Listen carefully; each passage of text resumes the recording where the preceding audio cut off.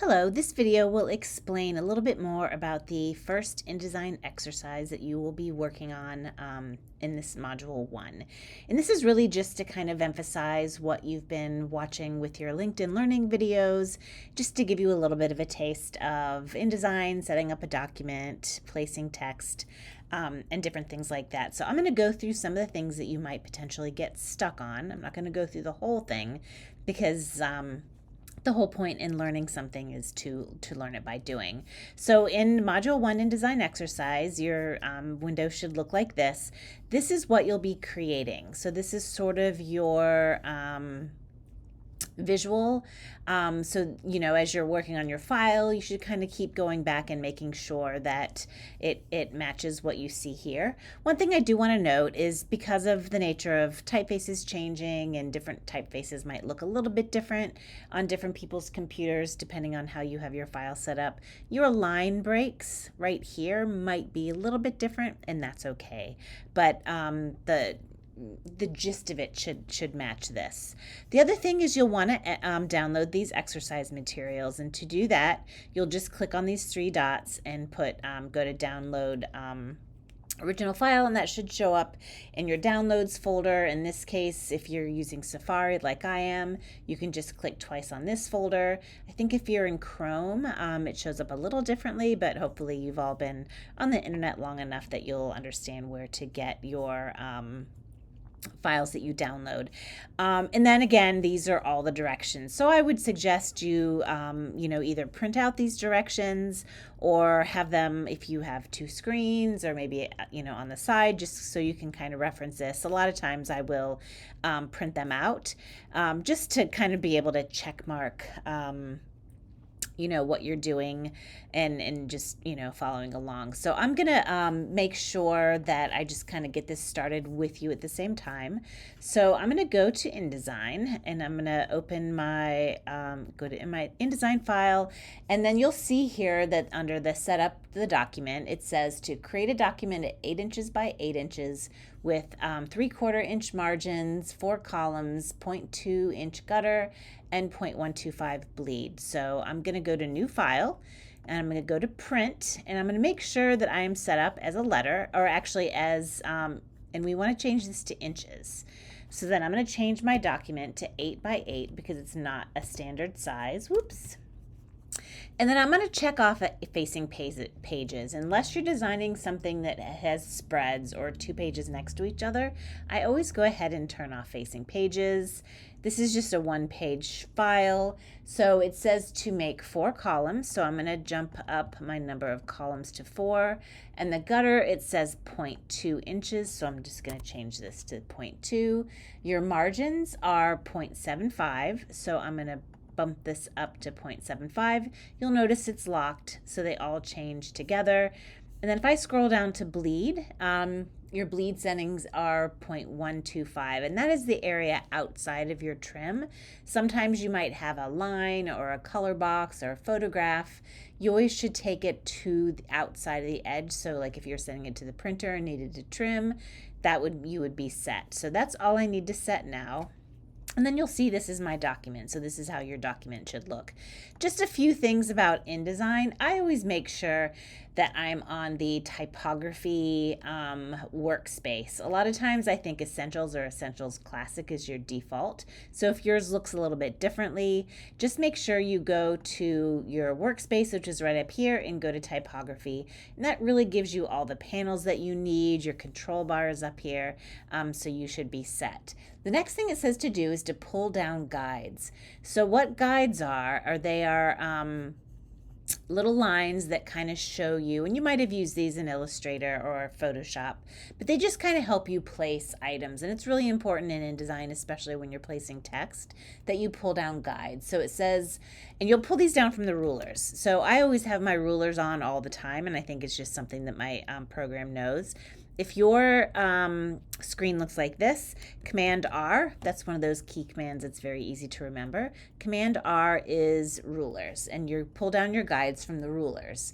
So I'm going to pull down a guide from the top at 2 inches, and I can do this. You'll see my number next to that cursor, it says 2 inches. I can look at my ruler.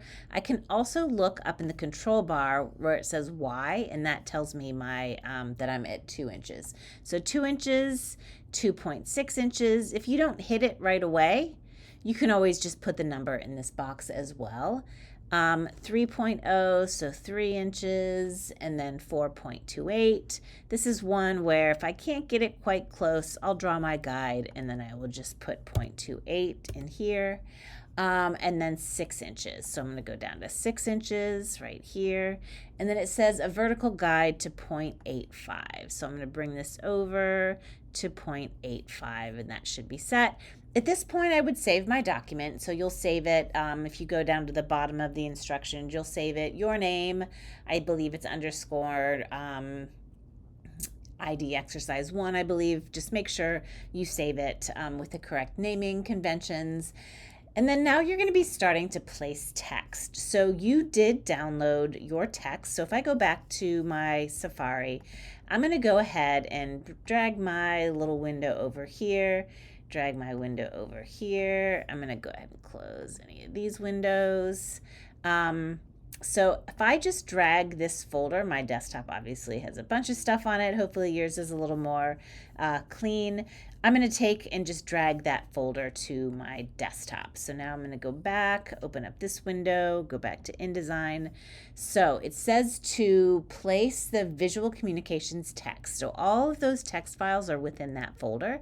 So I'm going to go to File, Place, and this is how you can place an image. This is also how you place text.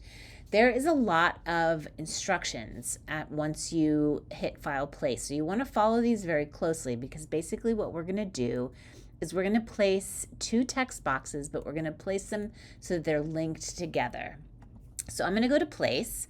I'm going to go to my desktop where that InDesign Exercise 1 materials is. I'm going to click twice on that to open it, and then this is the text that I want. So I'm going to hit Open. You'll see that that text, I'm not clicking anywhere yet, that text is loaded into your cursor. So what we're going to do is we're going to put the cursor at the 4.28 line, which is right here. And then it said to the bottom of the second column. So so it says drag from the second column from the 2.48 line. And so I'm going to click at this point and I'm going to drag it to the second column. But another thing that it tells you to do is hold down the Option key. So I'm going to hold down the Option key. I might have not done this right. And I'm going to click. And then what that does, oops, so I did it wrong. So I'm going to start over. Hold down the Option key first. And you'll see how that your little thing changes. So I'm going to hold down Option, click and drag. And what that does is that keeps your cursor loaded. So now I'm going to click and drag again to the next paragraph. And what that's going to do, and I have the little bit left, right? So I'm just going to click outside, and there's just a few letters hanging out, which is totally fine. Because what you're going to do is now I'm going to format this text. So I'm going to take my cursor, my text tool, and I'm just going to kind of drag and then hit Command A or Object Select All. And I'm going to make my text 8 points. So this is your text size, and this is your leading. So the text size is the side of your text. The leading is the space in between lines of text. So this says it's supposed to be 16. So I'm going to take it to 16. And then my typeface is Arial regular. So I'm going to go into Arial, and everybody should have that on your computer automatically. So now we have our text. It says to make sure that you have your hyphenation off, and that is in your paragraph panel. So I'm just going to go ahead and click hyphenate off, and that is my first. And what's nice about this, because they're automatically linked, if I was to like move this up, it will move that text down. So they're all linked together, which is a really nice thing. And if we go back to our example, you'll see the example matches what we have here. So that is how you do that step. And then this is how you will add all the other text. So again, you're going to be adding Paul Rand, you're going to be adding thoughts on design. I'm not going to walk through everything on this because again, I want you to do this yourself for learning purposes, but I'm going to show you a couple more things. So it says to add a horizontal rule line. So it says to make a 2-point thick black stroke on the 3-inch guide from the bleed at the left to the right side of the third column. So if you look at the example, we're talking about this stroke right here. So we're going to go back to InDesign. There's a couple different ways to draw a line. So I'm going to go to my line tool. And I'm going to start outside. So we're doing it at the 3-inch, 3-inch point. And I'm going to start here out in my bleed. I'm just going to drag this line over to the right side of that third column. If you have a hard time keeping it straight, if you hold down the Shift key, that will keep that straight. And then it says to make it 2 points. So if I go to my stroke panel, I can make that 2 points, and you'll see I have my stroke. It goes out to the bleed. If you want to see what this looks like without any guides or columns or margins or anything, if you hit the W key, that'll kind of give you a view where you can kind of see it without all that noise. Just make sure you're on one of the arrows, because if you're on the text tool, it's going to type a W, so you don't want to do that. So that is how you add the horizontal rule line. The same for the vertical. You're just doing it vertically instead of horizontally. One other thing that I want to make sure I point out to you is the Paul Rand text. So I'm going down to the Paul Rand. So you're going to create a new text frame with the text tool aligned to the 0.85 guide, which is right here, and at the top of the vertical rule in column 1. So that is right here. So this is column 1. If you look at your example, we're right here. So I'm going to go back to InDesign. So we're going to make a text box right here. And then you're going to, you can either type it or you can place the text, but I'm just going to type Paul. So you can automatically, if you want to start by choosing Arial Black, we're going to go to Arial, actually let's look under here, Arial Black. So we're going to go to Arial Black, and I'm going to type Paul, and then I'm going to Shift Return. So if you hold Shift Return, then you can hit Rand, and then I'm going to return, and I'm going to type New, and then I'm going to Shift Return and type York. And then you'll notice that New York is Arial Regular. So I'm going to go ahead and select New York and make that Arial Regular. So we're just going to go to Regular here. And then you'll notice in this example, there's a little bit of spacing here between Paul Rand and New York. So I'm going to go back to my InDesign file. And you'll see that it says to add a 0.3-inch space after in the paragraph panel to separate the name from the city. So if I put my cursor right here and go to my paragraph panel, you'll see these different things that you can do with formatting. And you have to hover over it to see what it says. So we have here, it says space before. Here, it says space between. Here it says first line indent. We're looking for space after. So I'm going to hover over here, and this says space after. So I'm going to put a 0.3 in here and hit return. Oops. Actually, I have to put my cursor here. 0.3. And you'll see it adds that space. Obviously, it was supposed to go after Rand. So now I have that space, and it matches what it looks like here. So that's just another thing that I wanted to show you. The rest of it should be pretty self-explanatory. You're basically just adding text, sizing it correctly, adding it in the right position. So I just wanted to give you a little bit of a preview and just to kind of help you get your file set up.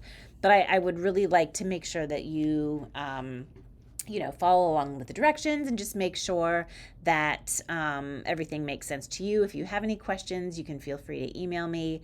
But this should at least help get you started, get your file set up correctly. And at the very end, it says to create a folder with your name on it, and you'll place your finished InDesign and a high quality PDF, including trim marks and bleed. So that's one other thing that I wanted to show you. To make a PDF, you're going to go to File, Export. It's a little bit different than Illustrator. Illustrator, it's just a save as. So I'm just going to say, you'll name it according to the instructions, but I'm just going to save it to my desktop. I usually save things to desktop right away just to make sure that I can find it, and then I'll kind of organize things later. And then we're going to save it as a PDF, and we want this to be print. And once I hit save, you'll get your options. So we're going to save it as a high quality print. And then it says include trim marks and bleed. So if you go to marks and bleed, you can do crop marks, and then you can use document bleed settings. And if I hit export, what that's going to do is take it to my desktop. And if I close out of these things and go to my PDF documents in my desktop, you can see when you open it that you've got your file, and it's got the crop marks on it, and then anything that goes out to the bleed will go out to the bleed. So hopefully this helps introduce the first exercise. Email me if you have any questions, and I look forward to seeing the work that you do with this.